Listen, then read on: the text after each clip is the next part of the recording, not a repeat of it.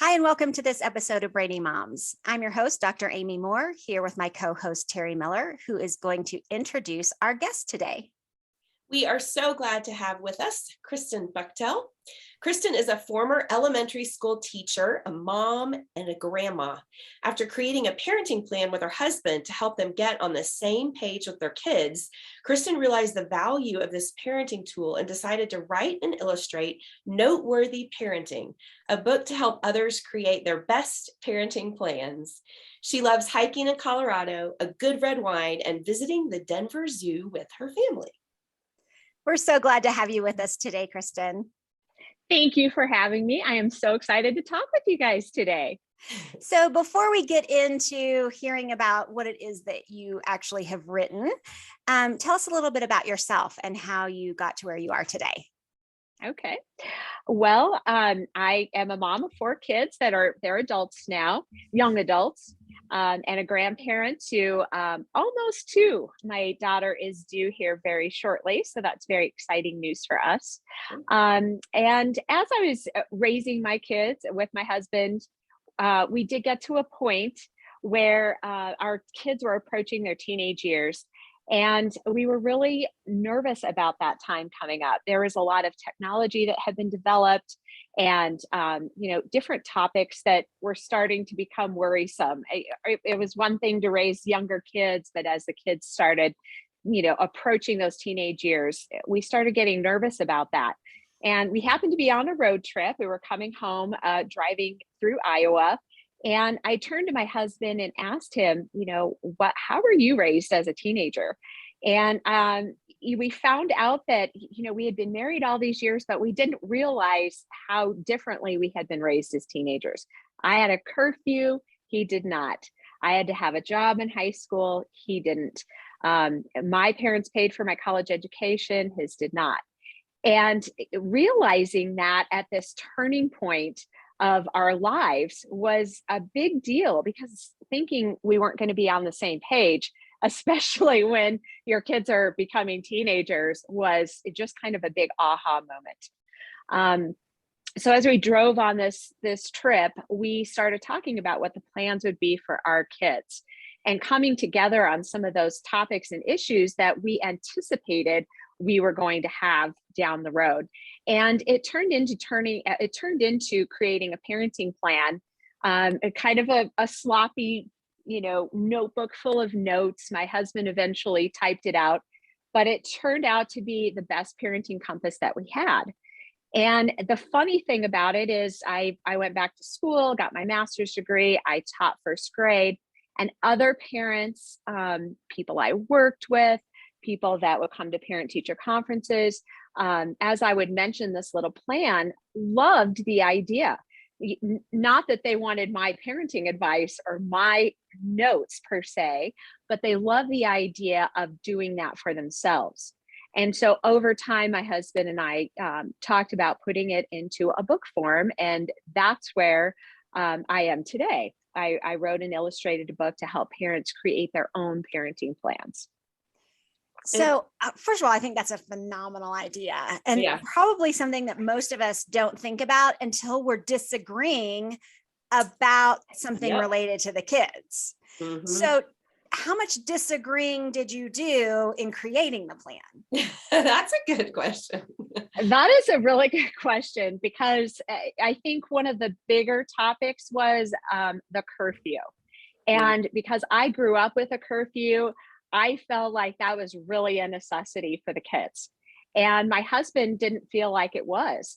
And the funny thing about it was he was right. Don't tell him I said that. But we didn't use it as much. And I don't know if that's due to the fact that kids nowadays have to go through so much more driver's ed training. It took longer for them to get their driver's licenses. They were involved in more activities than we were when we were in high school. We just didn't really use that piece of it as much as we thought we would. But we did agree to have one, and we did use it occasionally, but really didn't use it very much. So, there was that. For the most part, we didn't have too many things that we were really far apart on. And I think the fact that you say, this is how I was raised. These are the reasons I feel like this would be a good thing. My husband would say that, and you kind of negotiate it out. I think what helped is we weren't doing it in the heat of the moment. I do think if we would have said, our daughter came home and said, I'm going to go out tonight and I'm going to, and I would have said, you need to be home at, 11:30 at night. And then she went to my husband and he said, yeah, come home whenever. Then it would have been a big deal. It's because I would have felt undermined. He may have felt undermined at some point. And so that's when I think it turns into a huge deal. Right. Absolutely. I think the curfew issue is an ongoing battle between parents and kids. And we did not have curfews with our children. I had a very strict curfew growing up, and my husband did not have any. And I hated my curfew so much that I said, you know what, we're going to trust our kids until they give us a reason not to trust them. And so as long as we know where they are and who they're with, it's okay. And they never broke that trust, and it worked out, although we have all boys. So not necessarily as worrisome as where your daughter might be. I don't know. But Teri, you're looking at me differently. No, I'm just saying, you're exactly right. That it seems silly, but there were more worries, when you know that your daughter's been at a party and then don't hear from her for 2 hours. Because we did a lot of, like with the curfew thing, we did more on a case by case basis. And so that it was like, hey, well, if this thing is going on tonight and you don't have anything going on in the morning, that's okay. We know you're going to be with these friends. Just check in at this time. And so we would say, just call, just check in. Because my whole thing was always, I don't want to go to bed and wake up at midnight terrified. It was always, don't make me worry. Just don't leave me worrying. Yeah. So just what you're saying, but it is interesting. I'm remembering, and like right now with my teenage son, I worry way less, and maybe that's terrible, but I worry less about him being out with friends or being in Colorado Springs than I do my daughters, than I did when my daughters were that age, anyway. So did you and Kevin like have a plan for this ahead of time, or did you agree on that? Or was this something that you kind of decided on the fly? We didn't agree on anything ahead of time. So there was no plan. There was no plan. Unfortunately, that's why your book is so fantastic and so phenomenal. And I would be full of stories of this is so great. And I can be the poster child of how you can mess it up. There were lots of things we were intentional about. But so speaking of that, just talk to our listeners. We're talking about parenting plan. What is a parenting plan? What is it that you're talking about? And why is it so helpful and necessary? And I know you generally talked about your process, but just kind of give an overview. And what should be on it? Like what types of things? Such good question. So a parenting plan is really thinking ahead about, I like to say, kind of your big worries, the things that, you don't want to fall through the cracks. So some examples of those would be, maybe you're concerned about giving your child their first cell phone or their first iPhone or whatever, and you want to have some parameters around that. So you think ahead of time about how you want to present that, what child protection, things you'll put on that, etc. It could be that you want to make sure you teach your kids the value of volunteering. So you want to plan ahead and make sure that you lay out some opportunities and put some things on your calendar so that doesn't fall through the cracks. It's about helping your kids learn to be financially stable as you send them out into the world. So instead of when they turn 18 saying, here's all the financial things you need to learn, and here's a checkbook, and here's a credit card, and here's how you manage your finances, you break that up into pieces and spread it out over time. Having the sex talk these days isn't just about talking about the birds and the bees. It's talking about going through puberty. It's talking about, LGBTQ topics. It's talking about all things that could be sexual harassment, different things that are, obviously not all in one talk, but how are you going to spread that out over time? starting with, your body's going to change and moving on down the line. So I think that, I tell parents to generally start with your top 3 concerns that you have. So what are the things that you worry about the most, or what are the things that are most important to you? Sit down, lay out a plan. I suggest having a notebook or an app or something that is done in sections by age, so that it's easy for you to reference. Or if you find a good idea for a 16-year-old and you still have an 8-year-old, you can just jot that down in your notes and refer to it later. So it's basically just your best laid plans, ideas, thoughts, wisdom. It could be snippets out of parenting books, or a snippet from a great podcast like this one, or it could be advice you got from a friend in your parenting network that you don't want to forget. So it puts you and whoever's helping you raise your kids, a spouse or childcare givers, it puts you on the same page.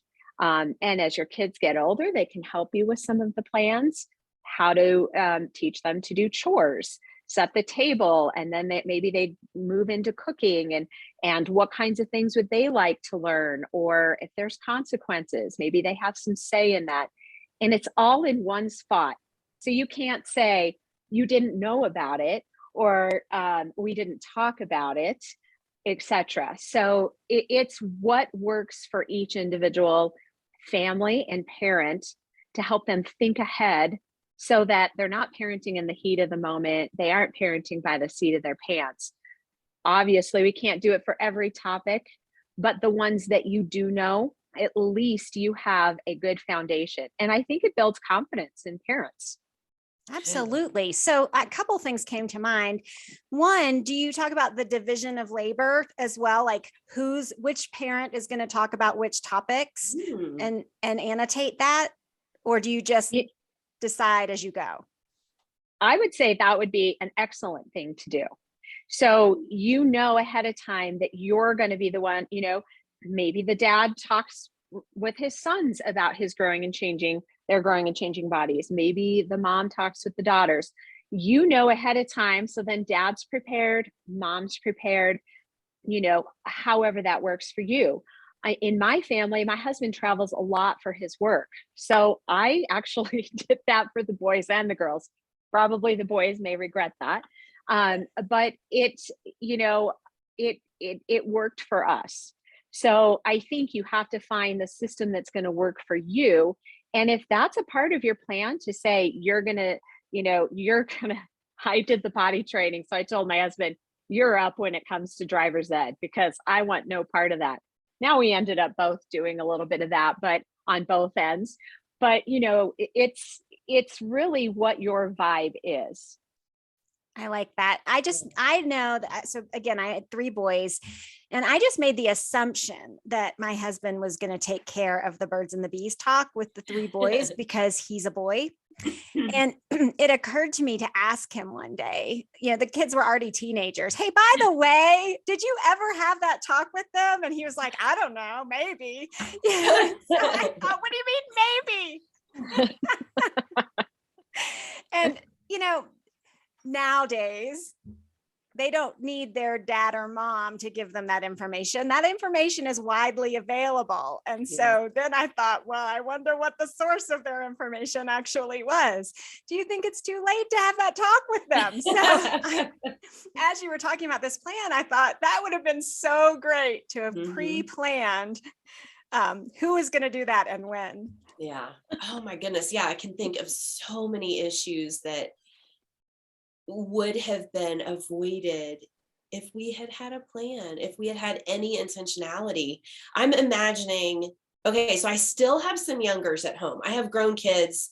I have 9 altogether. So my oldest is almost 28, and I have 3 grandkids from her. And then all the way down to my youngest that just turned 10. And so I have 5 at home still. So I'm imagining it's not too late. I'm thinking for listeners to imagine, how could you implement this? Now, okay, Kristin, you have an amazing book with an amazing accompanying journal. And so I would say, number 1, get that, but we can talk about that later. but imagining a spiral notebook, not spiral, sorry, a 3-ring notebook. So 3-ring binder. And I'm imagining pages that are different topics. I could keep it in alphabetical order. And then as magazine articles come up, or I find something online that I want to print, I can put them behind that topic. So I'm thinking like right now, my teenagers, financial skills.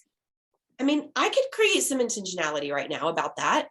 Driving, driving your friends, paying for your insurance. I mean, there's so many different things that I could still be intentional about.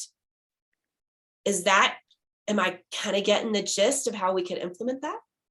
Yeah, I think that's perfect, because that's exactly what it's for, is to think ahead and to break the teaching up into little bits and pieces along the way. So you aren't giving them so much information all at once, especially as teenagers. So, you check in with them. I love the idea of being able to give them a heads up. So, for example, with the financial situation that you brought up, maybe, they're in middle school and you say, hey, when you get into high school and you're driving, you're going to have to pitch in for gas. And so I want you to know that ahead of time, rather than they're headed out the door and you're like, hey, are you going to pitch in for gas? And they weren't expecting that. And so, it gives you an opportunity to give them a heads up, talk about it. They can kind of mull that over and prepare for it. And then when the time comes, they're ready. And it saves so much heartache. And again, it's not like you're going to be, Snow White, singing through the forest with birds on your shoulder, and it's the perfect teenage years, but it eliminates, I think, a lot of topics and issues that parents have, especially with teenagers, it's unnecessary to have so much heartache over that. So yes, and however, whether it's a 3-ring binder, however you set that up is the perfect way, because that's going to be how you're going to use it. If I tell you to set it up a certain way, you may not use it. It may not lend itself. Some people like to write in a notebook. Some people prefer to have it in an app on their phone. I think the only important thing is that it's accessible to whoever's doing the parenting, and it's accessible if as the kids are older, so they can look through and say, I came in late last night and I didn't call mom and dad, and I know we have a plan for this, or I know eventually I'm going to have to help pay for car insurance. When do I need to, and they're looking through. So whatever is useful. Yes. So you talk about that a lot in your book, about parents needing to create that unique perspective. And I love that was one of the questions I was going to get to, because that is something that you emphasize, is coming at it from your unique family values. And so hitting on that, are there I know you said there's no hard and fast rules, but what general rules, and I'll kind of give you a little leading in my question here, the acronym IDEAS, what general ideas would you tell our listeners to look at? So I do use the word ideas to break down kind of the thought process that you can go through to create these plans. So, I stands for imagine your concerns. So sometimes you don't need to imagine them. The concern is the concern, and it's current, and it's keeping you up at night. But looking ahead, what are things that you want to plan for? And again, it can be things that you want to teach, like financial management. It could be talks you want to have. It could be maybe a big vacation you want to take as a family, whatever you would need to plan for ahead of time. What are those things? And you can create a big list of those. That doesn't mean you need to do all the planning within the week. Just pick those top 3 and then work from there. But create that list. And then the next is D, ID, and D stands for develop your strategies. That could be brainstorming. It could be relying on how you were parented. It could be doing research, checking out some books, taking a parenting class. It could be observing other people parenting. You watch sitcoms, you see, people parenting and TV shows and movies at the theater, at the mall, what is working for them, what's not, relying on your parenting network, those kinds of things. So what are your strategies going to be? You might already know, you might already have a strategy set up, maybe for a bedtime routine, or you might not, and you might need to do some research. So pull that together. E is enlist others. I have a saying that I use all the time, that parenting is not about keeping up with the Joneses. It's about teaming up with the Joneses. Mm-hmm. So if somebody is successful in getting their kids to do homework or whatever it may be, ask them, what's their routine at home? Maybe there's a snippet of that you can take that will work in your family. So, or, everyone in your kids' age group is starting to get online, and they're starting to, experience the internet or get phones, and you can have, ask one parent what plan they use. Another parent may have a good idea for, have the kids plug their phone in your room at night, so they're not on it all night, or whatever it may be. Team up with those good ideas and strategies. So having a good parenting group is important.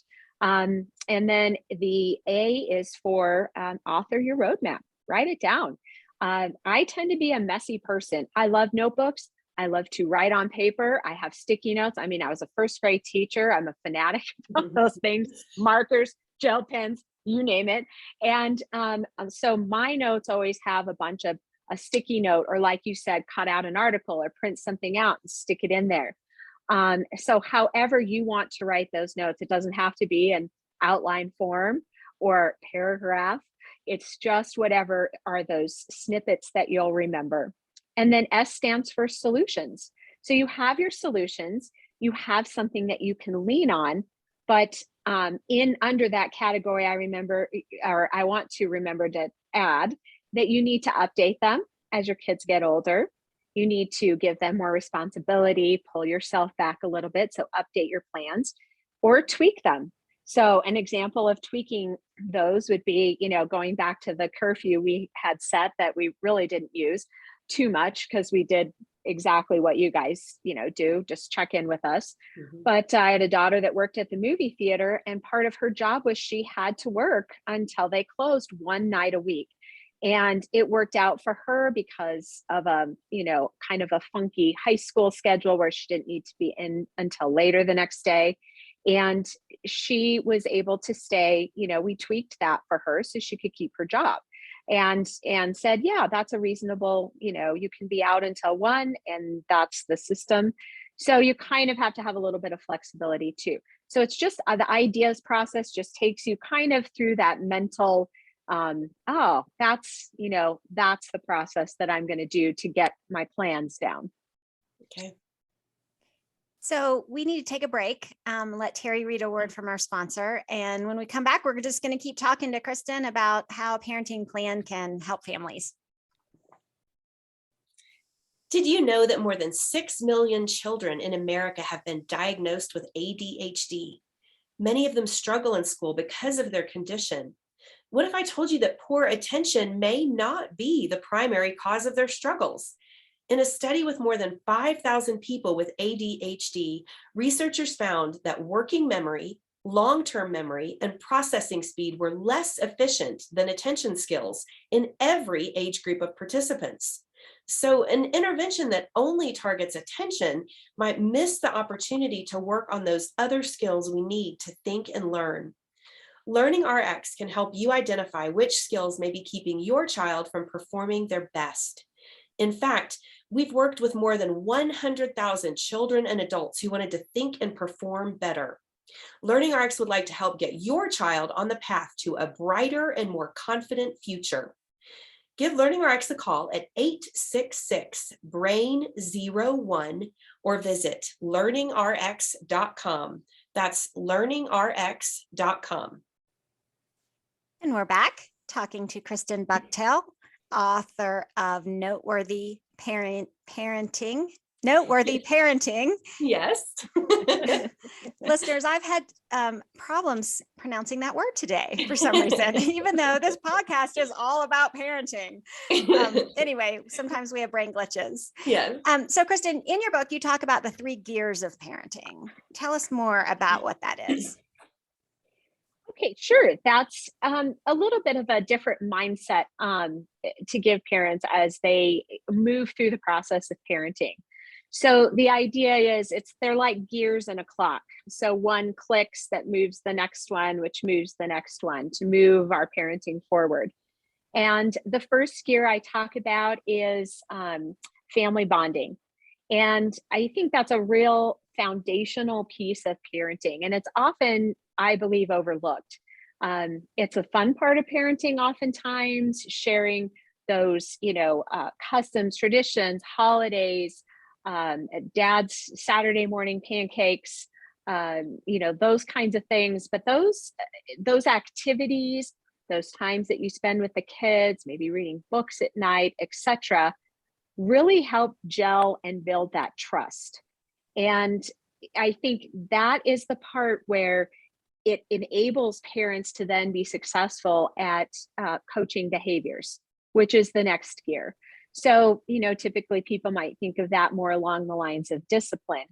But when you look at it as a coaching, from the coaching perspective, it's more giving the kids a heads up.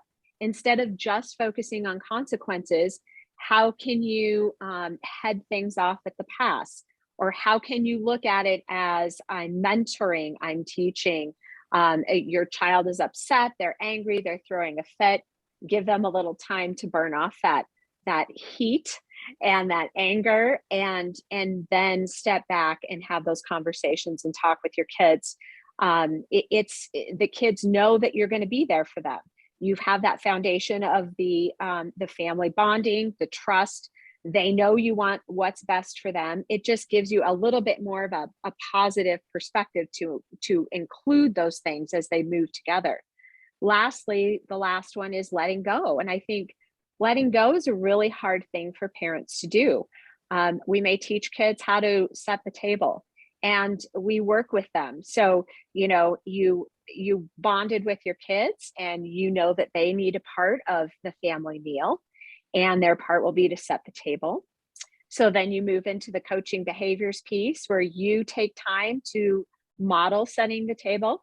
And then maybe you do it with them for a while, and then you let go of it once they grasp it. So letting go of it sounds easy, but what if they come to you and say, I want to move the napkin to the middle of the plate, or I want to put the silverware in the center of the table, and they want to do it. So are you going to let go and let them try what they think will be successful at setting the table? Are you pretty strict about wanting it to be exactly as you wish? Those pieces. And I think in letting go, it's a practice for when your kids move out and you have to let go. And they're going to do things on their own. You're going to become sort of a parent consultant. They may come to you and ask for advice, but you aren't really there to always, tell them exactly as it should be. They're going to make some mistakes along the way, etc. So there's a piece for us to learn from there too. Let them make some mistakes. Let them try something different. So it's just a continual, the gears are always moving. We're constantly bonding with our kids. We're coaching their behaviors as we go. We're coaching them for, teaching them the financial management piece, all those things. And then it's time for us to let go and let them do it. I love the visual analogy, like that I can just picture it. Yeah, the cogs, 3 gear wheels, and how those cogs intertwine, and all 3 of them are moving each other and so intertwined. That's really good. I like that. It's a good visual for me. Yeah. Well, and I think it helps from the standpoint that I remember before I went to school to, go back to school to become a teacher, as a parent, I always thought you tell them once and then you end up telling them 500 times. And, you're thinking, are they ever going to learn? Are they ever going to do, it becomes exhausting.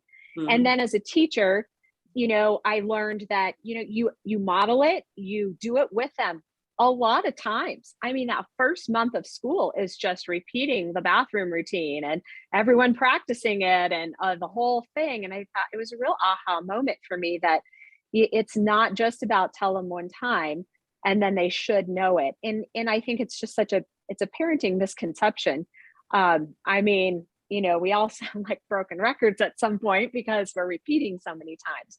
But when you can think about it in that way, I think it helps parents take a step back and say, this is a normal process. And, I'm in the one click and we're a little stuck on this click, but hopefully, we can keep it moving. Yeah. I love your vulnerability in talking about some of your experiences. Talking about chores. Like you had mentioned the thing about setting the table and to where the napkins go and whatever, and that struggle that we have as parents, if I'm, teaching my kid to put the clean dishes away, for example, and, the silverware has slots. And, you have one kid that does it and maybe puts it all away in their slots. And then one kid that just kind of tosses it in there and, and then the Tupperware shelf, the Tupperware cabinet or whatever. One kid that likes to nest things and then the lids go in their slots. And another that just when it's their month to do it, like things are just chunked in there. And I love that you were so vulnerable and said, I never really did come up with a great chore plan. So talk to us a little bit more about that, about your experiences and what things you did find that worked. Well, it's true. I think one of my weaknesses, just, period, is getting chores done and keeping the house up. And so I don't know if it's just that artistic kind of mind. I'm not a real, analytical type person. And I'm always in the middle of projects. So, the house was always, a disaster. And I was just in there painting with the kids. I love doing stuff like that. And then it would come time that, somebody was coming over and it was like Black Hawk Down to clean the house. Everybody, I'm barking out orders, people are running, stuff's getting shoved in closets, etc. And then I would say, we shouldn't, this is terrible. I'm not teaching the kids. So I would come up with a plan. It would be a chore chart, or it would be a pull the job out of, I tried them all. And the problem ended up being, it was me. I wasn't consistent. I wasn't consistent with myself. I wasn't modeling consistency all across the board. And somehow the kids know how to do dishes now. They know how to do the chores. I don't know how they learned it, because it must have just been the random attempts and 20 times over that they finally caught on. But I can't really claim that I did great at that piece of parenting. So you're right. And I thought it was important to put that in there because that's who I was and still am today. So if you're coming by, give me a little heads up. But, I can completely relate to this. Exactly. Everything looks so perfect behind me, right? I spend a lot of time on the visuals, right? But if you look in front of me, it's a wreck. It's an absolute wreck. In fact, I'm speaking at a home educators conference next week on ADHD. And, one of the tips is to let your kids use sticky notes. Well, I took a photograph of my own desk and the 48 sticky notes that are just everywhere in no particular order or any sense of organization, because I have ADHD too. And so anyway, I can completely relate. And so the rule that we kind of have in our house is the common area needs to stay clean. But I'm tired of arguing about the bedrooms. I just was. Yeah. And so, okay, live in it is kind of where I landed. We had our windows cleaned professionally last week. Ooh. And only on the outside, right? The outside. So I figured it's fine. They're not going to see the bedrooms. well, how do you think they have to get onto the third floor window exterior to clean it? They have to climb through the bedroom window, which belongs to my 17-year-old son. I was mortified. Oh, no. Mortified. You can't even see the color of his carpet because there's stuff everywhere. Kind of apologizing, and the guy's like, oh no, it reminded me of being a teenager, crawling under the desk, so embarrassed. So I get it. I appreciate that as moms we can just say, we're not going to get it all right, you know. You just you choose the rules that you can live with. Well, I appreciate you saying that. So now when I have the windows cleaned, I have a heads up on that. So I appreciate you being in my parenting network, because I still have a few living at home here. So that's good to know. Hey, I'm just jealous you got your windows cleaned. Wow. It was time. I think it's way overdue, but at my house, but me too. So talk to me or talk to us about what it looks like when you need to make adjustments to the plan that you've made. Like, okay, let me give you an example. So before I was a psychologist, I was an early childhood curriculum specialist, child development specialist. And so I had these grand ideas that my young children were not going to watch television. I mean, there are too many other ways that we can entertain and engage our children in learning experiences, and they do not need to watch TV. Well, that didn't really work out so well. I needed to take a shower when my children were 2. And so let's put them in front of a video so mommy can rinse off, right? And so you can have the best laid plans, but you're going to have to make adjustments. And so what does that process of adjusting your plan look like? Well, I think when you've set a plan, and actually when you say this, what comes to mind is I would have, I had this one in particular parent teacher conference, and this family was really struggling with their son and in his behavior. And they had gone and taken a parenting class, and they were following it to the letter, and it was not working for them. And so as we were talking, I said, well, what is, is anything working for you? And actually most of the plan was working, but there were a few things that weren't working that if they would have just adjusted the time frame a little bit, instead of sticking to something that was a little bit too routine for their family life and opening that piece up a little bit, that's really all it took, was just sitting back and thinking, what is the little piece here that's not working? And how can we fix that instead of starting all the way from scratch? There may be times you have to start from scratch. We're all human. We all think, my kids are only going to eat carrots and apples, and they are never going to have a cookie. And my daughter's not going to date till she's 40 and all those things.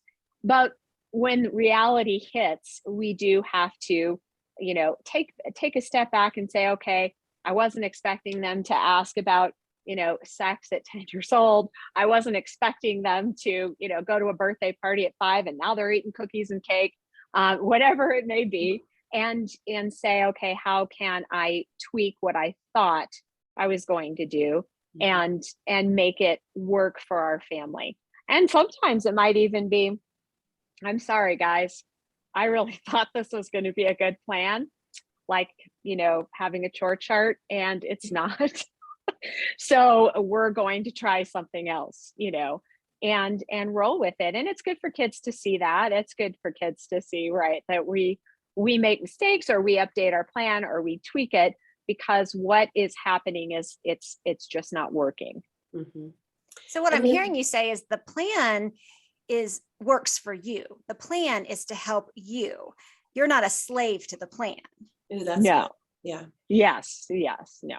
And then I think talk to us about how you might have to modify or tweak or change that plan depending on different kids and their different bents. Because I'm thinking of there are certain expectations or rules or guidelines or plans that well fit, some of my kids, and that don't, work well with some of my other kids. Like I've got 2 teenage sons that are so different They're just about 1.5 years apart, but one is very, very academic minded. He's extremely introverted. He's cautious, just a very different personality. And then my other son is, personality driven, social, emotional, just run, go, do, be with friends. And so I've learned I can't have the same sort of guidelines and expectations and rules for them, academically, socially, for joining the family, for being home with the family, for joining in on group activities. So talk to us about that, and how do kids feel about that when things are different for different kids? I think that's great. I think that's a really important point. And there's a saying out there, I'm not going to be able to remember who said it. And I'm going to probably, mess it up a little bit, but in general, equal is not exactly what that child needs in the moment. So an example of that from my teaching years would have been, one child is reading beyond grade level. They can sit and read independently, whereas another child is still stuck on their letter sounds. So the child that's still stuck on their letter sounds, they need more of my attention at that point. That's where their needs are. The other child doesn't necessarily need my attention. So, I think in general, having the conversations with your kids over time and just that culture in your family. Not everybody's going to get the exact same down to the cent Christmas present expenditure. That I can't do that. Like, I just can't. And sometimes it might look like, one has, 5 presents and the other one has 3. And you just, it balances out in the end is what I say all the time. It just balances out in the end. So an example of that in my household is, the kids graduated from high school.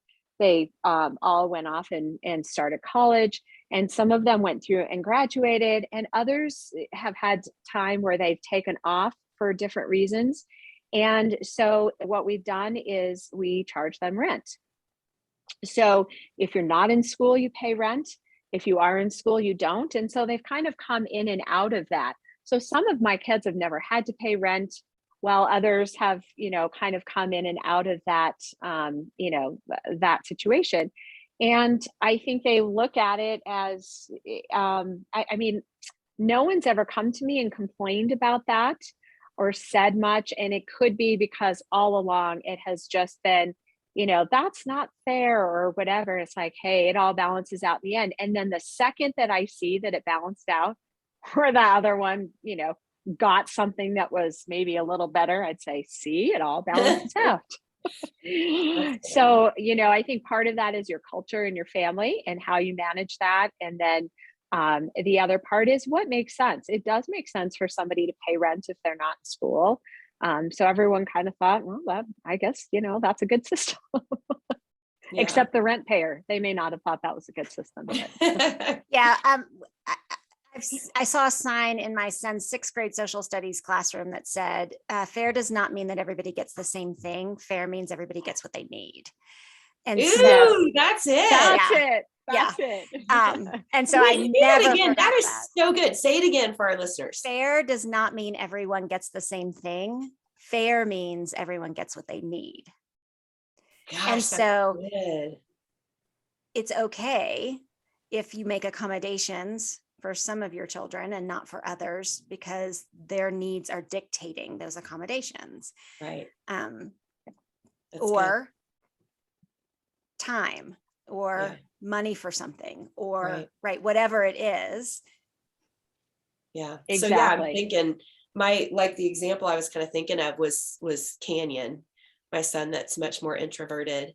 And I've just always kind of had this thing that it was like I didn't create a plan. I know I wasn't that intentional, whatever, but we still had an expectation. And it was kind of the family thing that we have family dinner and everybody comes to dinner and we all come at the same time and we gather and, say a little prayer and we get our plates and we sit down and have family dinner together and everybody comes. You don't bring a book. You don't have a phone. We have family dinner and we have conversation and we connect. And it started to really become a fight with Canyon. And I saw it some even with my daughter, Eliza. But unfortunately with Eliza, she was the guinea pig where I was learning, and I didn't handle it well. And I would try to force her to be part of things. And that didn't work very well. She's also much more introverted. And so then with Canyon, he actually then, got really upset with me at one point and said, I'm exhausted after a day of school. I need to be away from people. It's not good for me to be around the family. Like, fine, I'll come, but I'm not there. I'm going to cross my arms. And you know what I mean? That was just the boundary and the space he needed. He needed to come home from school and not have to be inundated with this big family. And man, that was eye-opening. It wasn't fair that I'm trying to apply that statement. It wasn't fair that I was trying to make him do what was equal instead of what he needed. Yeah. And that has really changed as unfortunately, my older guinea pig kids suffered a lot more than the younger ones that are at home now that, I've learned and I'm doing better. Oh my goodness. And speaking about a parenting plan, your roadmap, don't you think your older kids were the guinea pigs and you changed that roadmap as you learn things? Oh, absolutely. Yeah, absolutely. I mean, hindsight is 2020. And even now looking back and seeing my daughter and her husband, raise my grandson and different things and stuff that they try and have learned, I'm like, oh, that would have been great if I would have known that or whatever it is. Exactly. And I feel the same way. The older kids are definitely the guinea pigs, and the younger kids benefit from that. I'm sure, if nothing else, they benefit from the fact that we're worn down a little bit more. I think. And yes, you said you didn't have a plan, etc. And I didn't really either in the beginning. And it would have been nice had I had this epiphany sooner. I'm sure it would have been more helpful, even with some of the issues when the kids were younger. And but that's what brings us to where we are today, and it makes our kids what they are today. So there is that sense of we're learning at the same time, and that's okay too. So it's not to take away from that necessarily or make us feel like we're not good parents because we're not thinking ahead. More of the mindset that there is so much more going on in society today, with society itself, also technology, that I think parenting is just so much harder. Yeah. It's not a thing where we can just do it by instinct anymore. And not that you ever necessarily could. Maybe back in the crossing the prairie days, they were just focused on survival, I'm sure, at that point. But they didn't have all this extra stuff to think about. So I think that mental burden and load is where the parenting plan really hits its stride, because it takes those things that can be somewhat predictable, gives you confidence because you have a foundation to go from. But I don't want anyone to think that, and I really stress in the book, it's not about being perfect. It's about the power in your plan. I was not perfect by any means, which you will find out in by reading the book or following me.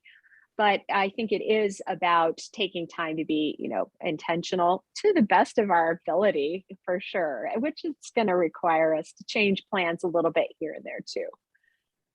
So tell our listeners what the book actually is. Like, what would they get when they order the book? Okay. When you get the book, I talk about having a pen and paper handy. It's an active read. I have a lot of illustrations in there because I want the book to be a quick, easy read for parents so that they can get started on their own parenting plan.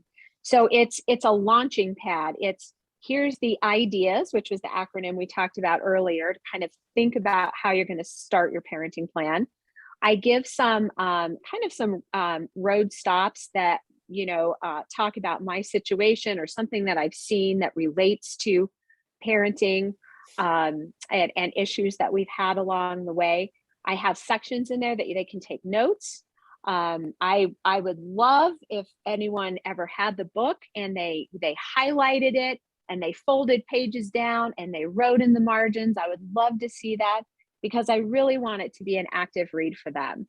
And then it correlates to the journal, the companion journal, where it's laid out by age, so that parents can go ahead and start right away putting their notes in there.